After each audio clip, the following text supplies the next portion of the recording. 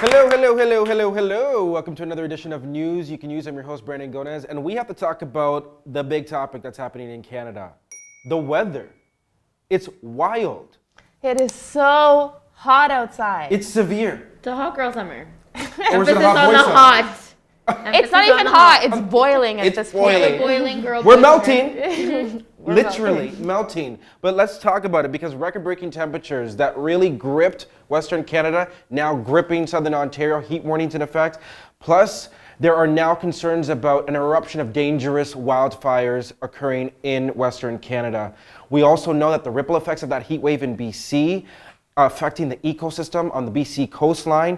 And did you know that Canada is planning on banning the sale of gas-powered vehicles, new gas-powered vehicles? We'll tell you which year. But before we even get into that, let's do the homework. That means subscribing to this channel right now, hitting that notification bell, and making sure that you follow us on all of our social media. Okay, let's get into it. Heat records in effect. We know this after that severe heat wave in BC. That heat wave is now affecting Southern Ontario. We are under a heat warning here in Toronto, all across the southern part of this province. We're talking temperatures in the mid-30s. When you factor in the humidex values, we're talking in the 40s.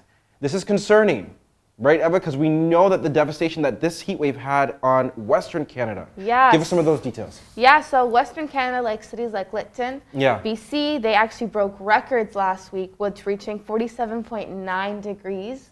And it's affected a lot of people. We've had more than 700 deaths because of this heat wave, and a fire destroyed much of a village there as well.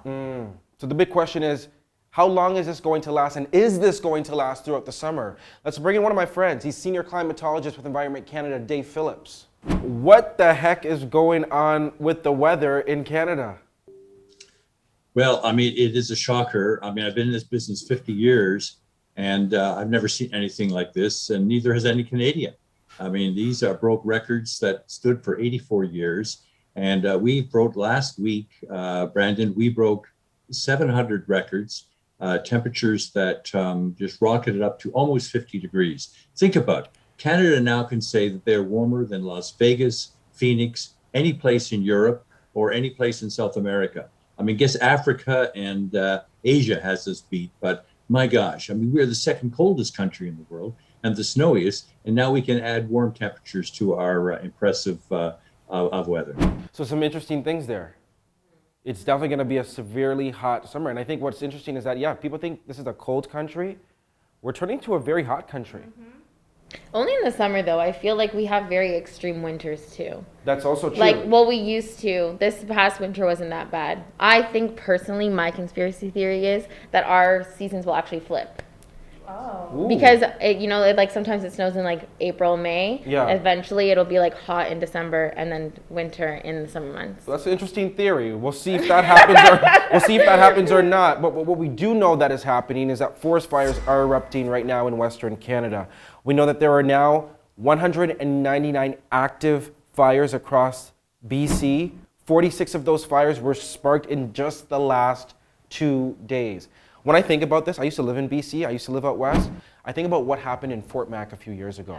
Could that be something we potentially see this year? Let's bring Dave back in for a reaction on that. Dave, we know there's a lot of fears right now out west in terms of this weather contributing to more forest fires.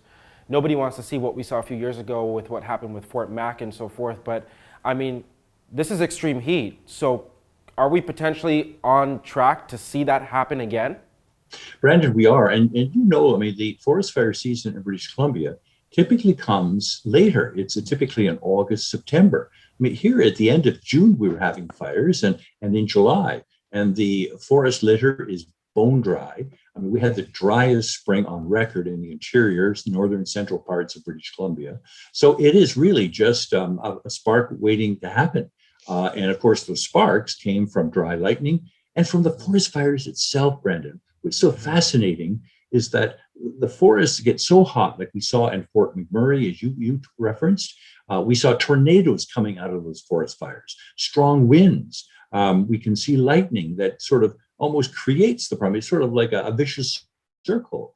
And so that is really the scary kind of of situation is that it's almost out of control. You can't, you can forecast the weather reasonably, but boy, those kind of events, that weather that happens out of a forest fire, it's very local, it's chaotic, the winds are blowing this direction, that direction, and forest firefighters just get out of the way. I mean, they run for the hills, they can't fight it.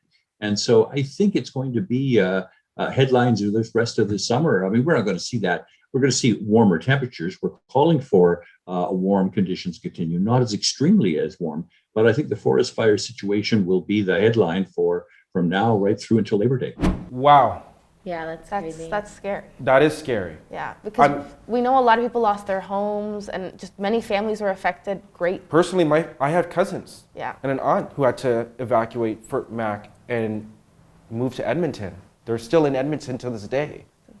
Yeah. There's a response though. I know Eastern Canada is helping out right now. Yeah, dozens of firefighters from Eastern Canada, like I know Ontario, New Brunswick, are beginning to arrive in British Columbia just to help out because they need as much help as they can right now because these fires are insane. Yeah, and I want to talk more about the ripple effects from that heat wave that affected BC because we're now hearing that more than 1 billion, listen to this, more than 1 billion seashore animals may have cooked to death in BC because of this heat wave. Like this is Billions. really, yeah. Billions. Like the effect on the ecosystem is wild here. And now we have to wonder about what other effects could there have been? Yeah, because when I was reading up on it, so these animals help the water quality. When Right. they're gone, they're going to affect the water. Right. And BC, what is it known for? Their seafood industry, Yeah. like the fish. Oh, especially in northern BC. Salmon is a Yeah. big thing. So it's just one after the other, one after the other, one after the other. It's Yeah, a whole well, cycle. well, let's get Dave back in on this to get his reaction. What are some of the other ripple effects that have occurred because of this extreme heat? We were reading some articles that some sea animals on the BC's coastline, like millions of them died, dried up in the heat. Yeah, I mean, salmon are swimming in not boiling water, but very hot water, and they're a cold water species. We've got to do things differently in the future, and I think that this is kind of a wake-up call to say, hey, nature, there's nowhere sneak attacks, there's no kind of surprises. It's just that we seem to be oblivious to it and not willing to pay attention and take what nature is telling us. And so I think it's causing issues, and I think those going forward will even just be bigger and badder and worse than what we've had in the past. Senior Climatologist with Environment Canada, Dave Phillips, thanks so much for joining us here on News You Can Use. Thank you, Brandon. Nice to be with you. All the best. Bye-bye now. Listen, at the end of the day, it's clear the weather is changing. The weather is changing. When we're breaking records and we're now hotter than places like Las Vegas, Yeah. like that's a concern. Especially because it'll be like super hot, the next hour it'll rain, and Yeah. it'll be back to like it's just the weather's all over the place. It's wild, it's wild. But we should also acknowledge the government is taking some type of action. Just in case you didn't know, well, did you know? By 2035, all new car and light-duty truck sales in Canada, sold in Canada rather, will have to be zero-emission vehicles. Prime Minister Justin Trudeau announced this recently. Originally, this plan was set for the year 2040. He's bumped that up 5 years to 2035. You may not have known this, but transportation has historically been Canada's second largest contributor of greenhouse gas emissions. So the hope is that we'll start to reduce our greenhouse gas emissions. Listen, any step towards helping, I think, is good. You know? Yeah. Like, I think it's better than nothing, but I think they need to also let us know how they're going to plan this. Like, this is a big deal. Like, what are the steps you're going to take to help us reach to this goal? And I'm always thinking about the ripple effects because when you move to, battery-powered cars, what happens to those batteries when you need to, throw them away? What's the environmental impact on that? What do you guys think about all these stories that we've talked about? How do you feel about the environment? Let us know in the comment section right now. In the meantime, we're going to wrap it up here for News You Can Use, but remember, if you do have any news stories that you want us to follow, hit us up, news@BrandonGonasShow.com. News You Can Use drops every Tuesday and Friday, and if you haven't watched the most recent episode of The BG Show, go watch it. We kind of stirred up a bit of controversy because we love the drama here. We love the Just tea. a little Canada bit. versus America. Check that out right now. In the meantime, we'll see you on Friday. Bye.